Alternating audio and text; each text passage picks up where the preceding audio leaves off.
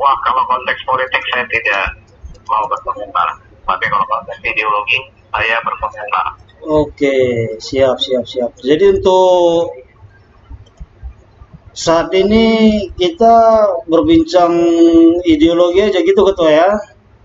Saya kira demikian. Jadi supaya strategi khusus tadi Ketua untuk pembumian Pancasila ini bagaimana Ketua ya? Biar masyarakat juga menanamkan jiwa Pancasila di dalam sanubaranya. Bagaimana strategi khusus gerakan pembumian Pancasila yang digawangi Dr. Antonius Manurung MSI? Baik, saya kira semua kita harus bertanggung jawab dalam membumikan Pancasila. Yang kedua, membumikan Pancasila itu seharusnya merupakan keterpanggilan jiwa. Lalu yang ketiga, kita harus menempatkan Pancasila itu jauh di atas semuanya. Pancasila harus menjadi sumber tertib hukum. Pancasila harus menjadi kekuatan nomor satu. Pancasila harus menjadi pisau analisis, mengkaji tiap-tiap persoalan masalah kehidupan berbangsa dan bernegara. Sehingga kita tidak tahu apakah seseorang, sekelompok orang, komunitas, masyarakat, bangsa, negara, pemerintah melakukan kesalahan bertentangan dengan Pancasila atau tidak ketika Pancasila sudah menjadi pisau analisis. Ini menjadi penting karena selama ini Pancasila belum menjadi pisau analisa. Lalu kemudian Pancasila juga harus menjadi spiritualitas bangsa, menjadi iman kebangsaan yang mempersatukan seluruh keberagaman. Apakah keberagaman dari segi agama, kepercayaan, adat istiadat, dan budaya. Dan kita menganggap bahwa Pancasila itu adalah suatu nilai yang mungkin kalau diperlukan akan dipakai, kalau tidak dia akan dibuang. Tidak, sekali lagi tidak. Sekali lagi tidak, itu adalah sebuah kesalahan pemahaman atau penafsiran. Pancasila itu inklusif, tidak eksklusif. Oleh karena dia inklusif, maka tidak harus menjadi kekuatan rekat pemersatu. Jadi tidak boleh ada satupun di antara kita yang memandang Pancasila sesuatu yang eksklusif. Dia harus menjadi spiritualitas bangsa, menjadi iman kebangsaan. Ketika dia sudah menjadi iman kebangsaan, maka seluruh agama, seluruh kepercayaan, seluruh adat istiadat, seluruh budaya bangsa harus patuh tunduk pada Pancasila. Karena Pancasila itu sendiri secara historis adalah sublimasi dan kristalisasi nilai-nilai luhur peradaban bangsa, peradaban nusantara. Oke Ketua. Saat COVID saat ini, harusnya kita menyikapi secara lebih positif. Ini menjadi penting sekali karena banyak salah persepsi, banyak kepentingan-kepentingan politik yang mengikut, banyak kepentingan-kepentingan terselubung, banyak hal-hal yang istilah saya atau istilah banyak orang-orang bijak mengayuh di air keruh. Itu adalah suatu tendensi bahwa kita ini adalah Pancasilais. Oke. Jadi bisa didefinisikan untuk terkait pandemi ini ada juga orang yang membuat kebijakan-kebijakan yang tidak pro rakyat gitu Ketua umumnya.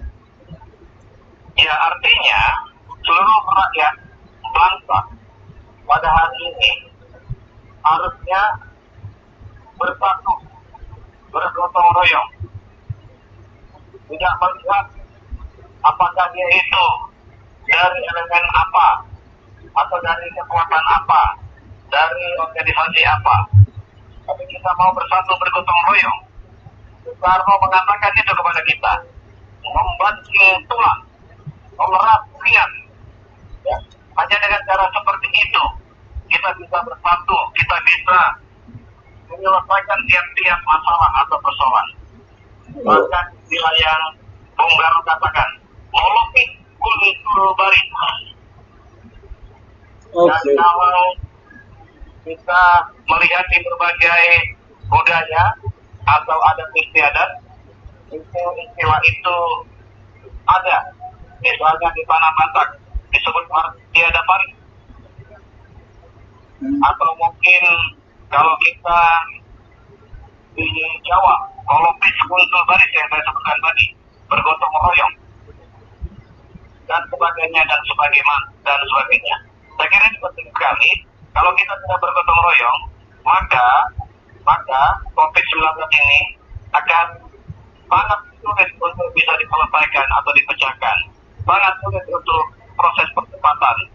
Tetapi di atas segalanya, saya mengharapkan kita semua, mari kita tunduk pada apa yang terjadi pada hari ini. Ini adalah kuasa Tuhan yang satu manusia pun tidak bisa mengatakan atau melawannya. Ini adalah kuasa alam. Oleh karena itu mari kita tunduk. Kita pasrah, tetapi sebagai pasrah kita bergotong royong. Bergotong royong menyelesaikan tiap-tiap persoalan.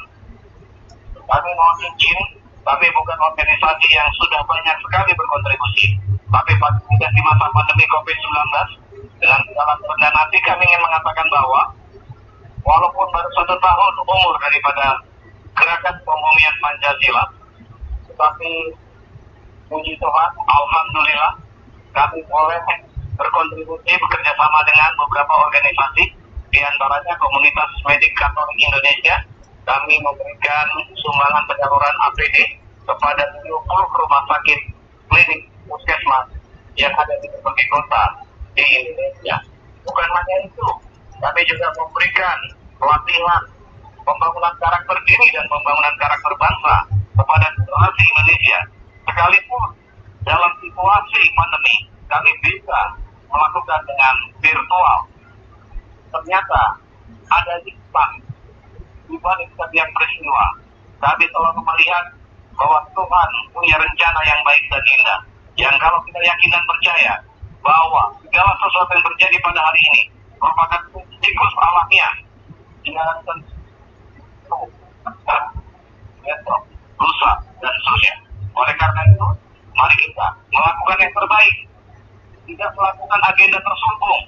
Tidak melakukan upaya-upaya untuk menjegalkan negara atau pemerintah. Mari kita dukung pemerintah dengan konsep yang sudah sangat bagus. Tetapi di dalam pelaksanaan, mari kita kritisi. Karena tidak boleh ada satu manusia, satu kelompok, satu unit kerja yang mau memanfaatkan kondisi COVID-19 untuk kepentingan pribadi dan kelompoknya. Tidak boleh ada korupsi di dalam situasi yang sangat-sangat mengenaskan pada saat ini buat bangsa dan negara Indonesia. Dalam kondisi normal saja tidak boleh ada korupsi, apalagi melakukan korupsi, melakukan upaya-upaya yang bertentangan dengan Pancasila di masa COVID-19 ini. Saya kira kita semakin tegas dan jelas untuk mengungkapkan hal-hal yang benar dalam perjuangan membumikan Pancasila ke depan. Oke, Ketua. Jadi seperti bahasa nasional lah ya, bahasa Indonesia yang diusung ya. Pancasila ini kan tidak berasal dari kelompok etnis tertentu dan memang dimaksudkan untuk mendefinisikan nilai-nilai dasar budaya politik Indonesia. Sementara saat ini untuk ya masuk di modernisasi ini lah Ketua ya. Kita tahu sendiri ya generasi milenial ini saat ini ya udah sangat maraknya teknologi ini segala macam. Jadi untuk membentengi ini efek negatif ini gimana kira-kira Ketua? Ada strategi nggak untuk pemirsa setia Krida Indonesia agar ya mempergunakan misalnya gadget mereka dengan hal-hal yang positif gitu loh Ketua? Baik. Sebelumnya saya ingin mengingatkan kepada seluruh generasi muda bahwa pada saat ini kita sedang berada di dalam revolusi industri 4.0 atau 4.0 dan menuju 5.0 atau 5.0. Artinya bahwa kita harus bisa beradaptasi, menyesuaikan diri dengan revolusi industri pada hari ini. Kedua, revolusi industri 4.0, 5.0 tidak bertentangan dengan Pancasila. Justru sangat memberikan dukungan terhadap pemahaman yang murni, pemahaman yang holistik, yang utuh tentang Pancasila. Oleh karena itu, salah satu misalnya penggunaan media sosial dan juga mungkin medsos sebagai tools atau alatnya. Saya kira kita memanfaatkan saja teknologi yang ada, media sosial yang ada dengan positif. Semua media sosial harus bernapaskan Pancasila. Maksudnya bagaimana? Yuk, generasi muda, mari kita menciptakan, mengembangkan pikiran-pikiran, ide kreatif yang bisa mendorong nilai-nilai Pancasila itu semakin berbumikan di Nusantara. Dengan cara, misalnya, memberikan ide bagaimana spirit gotong royong di antara generasi muda itu bisa membantu meringankan beban negara, beban pemerintah dalam memecahkan persoalan pandemi COVID-19 di Indonesia, khususnya zona-zona merah yang saat ini sedang mengalami satu situasi yang sangat sulit sekali. Itu saya kira hal yang sangat sederhana tapi bisa dikerjakan. Yang kedua, saya kira kita mulai bisa menggunakan media sosial untuk mengingatkan, sekali lagi untuk mengingatkan setiap upaya-upaya provokatif, upaya-upaya untuk memecah belah persatuan bangsa, upaya-upaya pengalihan terus, itu supaya tidak dilakukan. Karena itu sungguh-sungguh bertentangan dengan nilai persatuan Indonesia yang adalah bagian daripada Pancasila sila ketiga sendiri. Dengan demikian, kita akan semakin merasakan bahwa apa yang menjadi sakit orang lain adalah sakit kita. Apa yang menjadi sakit saudara kita adalah sakit kita juga. Saya kira melalui media sosial ini akan sangat efektif dan begitu cepat sekali bisa didengarkan di seluruh seantero Nusantara, bahkan di seluruh mondial atau bumi ini. Kemudian banyak juga kita bisa mengumpulkan dana, kita bisa mengumpulkan sembako dengan cara-cara yang etis untuk membantu program pemerintah. Saya kira kalau kita memiliki akuntabilitas dan transparansi dan sungguh-sungguh dari hati yang terdalam, dari jiwa kita, bahwa kita ingin menolong, ingin membantu, saya kira akan semakin banyak orang yang akan menolong membantu kita. Prinsip gerakan pembumian Pancasila, salah satu dan yang utama adalah itu. Bagaimana kita bisa mempraktekkan Pancasila di dalam keseharian. Itulah Pancasila dalam tindakan.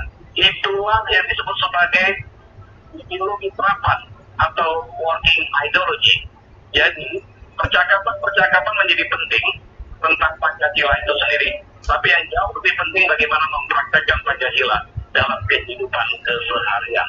Oke, Ketua, yang terakhir ini Ketua ya, menurut pandangan Ketua ini kan kadang-kadang bangsa ini banyak sekali dikeluhkan telah kehilangan keindonesiaannya karena salah satunya ada fanatisme agama impor, menyisihkan agama-agama asli, warisan nenek moyang yang ya dari tahun ke tahun lah Ketua ya. Sebagai catatannya kan banyak kelompok-kelompok intoleran apa segala macam. Terakhir ini yang terbaru Kementerian Agama sendiri mau melakukan sertifikat kepada penceramah. Menurut Ketua bagaimana pendapat Ketua terkait program Kementerian Agama dalam membuat sertifikat kepada penceramah-penceramah tadi? Apa itu ada sisi baik bagaimana untuk meningkatkan wawasan kebangsaan mungkin atau jiwa patriot kepada penceramah-penceramah tadi? Bagaimana pandangan Ketua? Ya, saya tidak akan masuk kepada penyikapan kebijakan pemerintah dalam hal ini Kementerian Agama, karena saya pikir ada alasan, ada dasar, ada pertimbangan kenapa Menteri Agama mengambil keputusan sertifikasi pada para penceramah. Itu satu. Lalu yang kedua, saya lebih ingin fokus kepada hal yang lebih prinsip. Contohnya? Hal yang lebih prinsip menurut saya kembali kepada lahirnya Pancasila atau sejarah kelahiran Pancasila itu menjadi penting sekali buat kita. Pancasila ini adalah jiwa. Pancasila ini adalah nilai keutamaan inti. Pancasila ini adalah sublimasi dan kristalisasi nilai-nilai luhur. Agama, kepercayaan, adat istiadat, budaya yang secara kebetulan dijamin oleh Soekarno. Yang secara kebetulan digali oleh Soekarno 1 Juni.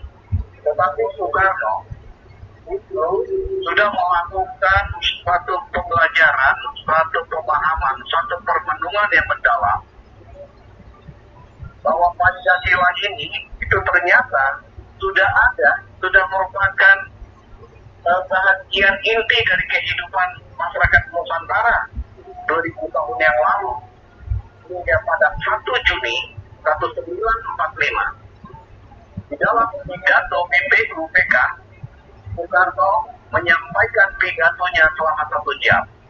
Dan kalau kita mau belajar dari pidato 1 Juni kelahiran Pancasila, maka kita mengerti nafas daripada Pancasila itu sendiri.